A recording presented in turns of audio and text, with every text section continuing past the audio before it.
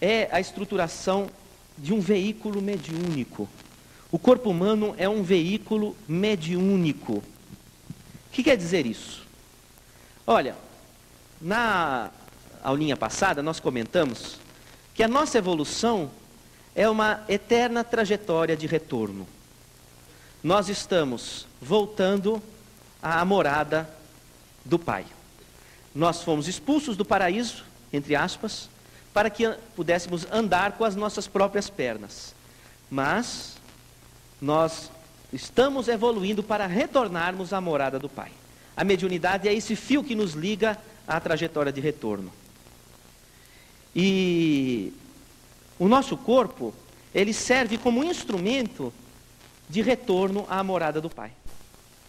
Ele é um instrumento mediúnico. Desde os animais mais primitivos até o corpo humano. Nós poderíamos dizer,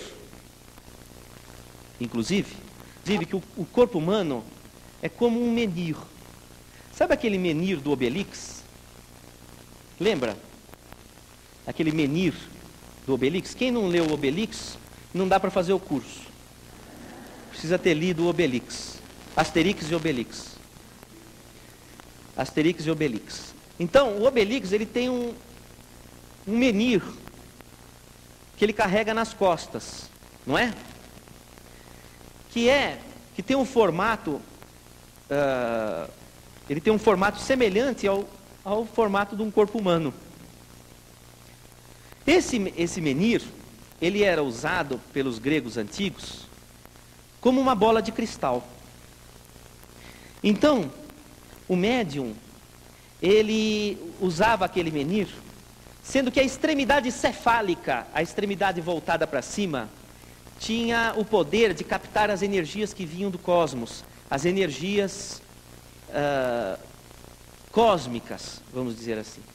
E a base do menhir, que ficava encostado na terra, tinha a função de captar as energias da deusa Gaia, que é a terra, que são as energias telúricas.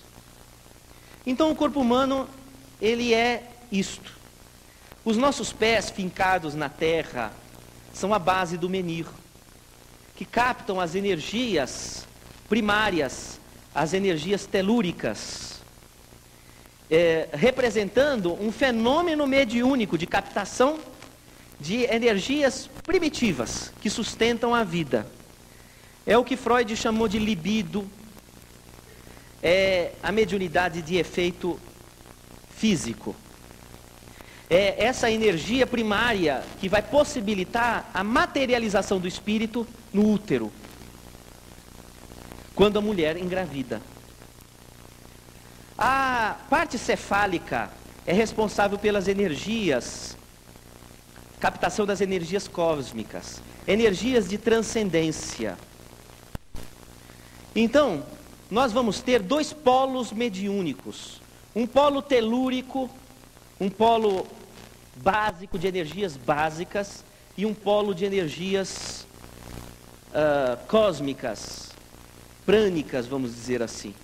São dois polos de energia, são dois polos mediúnicos. Assim é que nós dissemos que aquilo que se chama de sexualidade é fenômeno mediúnico de efeito físico.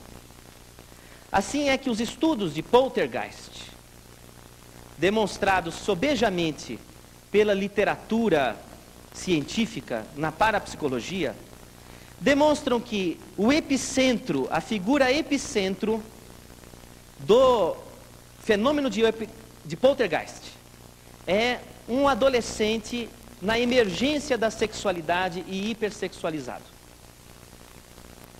E ele serve de epicentro para doação de energia que acaba redundando no fenômeno de poltergeist. Por quê? Porque as energias sexuais são energias de uma mediunidade de efeito físico. Assim é que a glândula pineal, que comanda ao mesmo tempo a mediunidade propriamente dita de efeito cognitivo, comanda também o despertar da sexualidade. Assim é que ficou difícil para Freud dizer sexualidade propriamente dita, ele teve que amplificar a nômina, falando de libido, porque ele observava que era alguma coisa que não era simplesmente o ato sexual, mas era uma força diferente disso, mais amplificada, que ele chamou de libido. Aí, como nós dissemos na meia hora da aula anterior, o fenômeno da gravidez, por exemplo, ele é um fenômeno mediúnico, porque há a incorporação de um espírito e materialização dele no útero. E os hormônios hipofisários, particularmente o folículo estimulante e o hormônio luteinizante, tanto no homem quanto na mulher, são hormônios de incorporação, da incorporação mediúnica.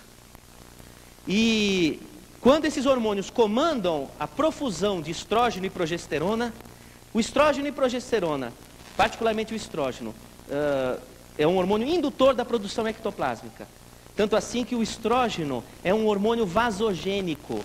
Ele aumenta a proliferação vascular, aumenta o trânsito sanguíneo, aumenta o trânsito de energia vital, energia básica, tá? Tão necessária para o desenvolvimento do bebê intraútero.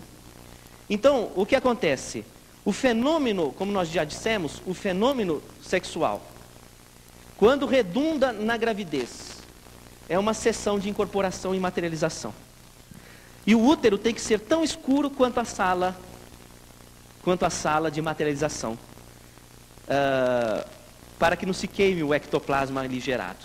E o útero é escuro, acobertado da luz, justamente para permitir essa trajetória de materialização.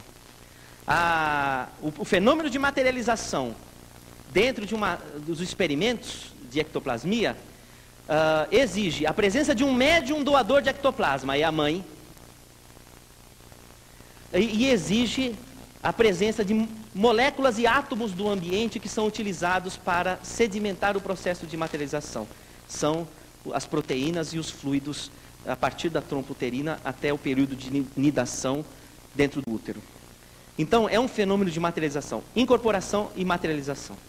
Então, os hormônios sexuais, eles são hormônios mediúnicos, mas de energias primárias, telúricas, é a base do menir. Aí, como nós já dissemos, para quem não estava aqui, vamos repetir,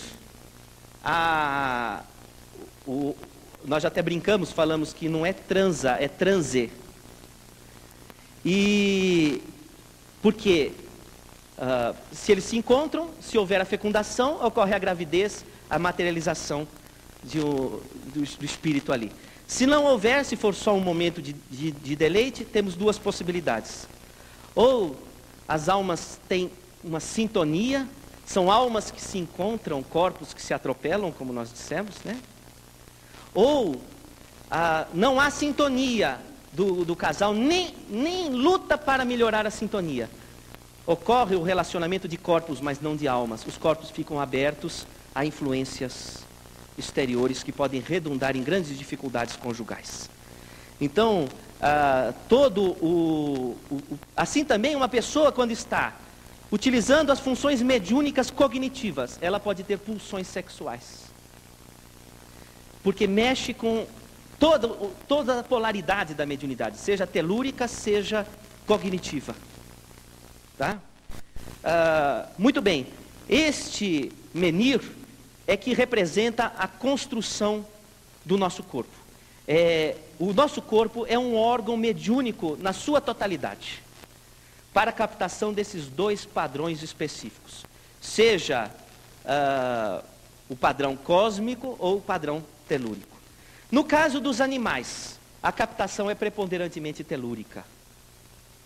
A captação mediúnica dos animais é preponderantemente telúrica. No caso da espécie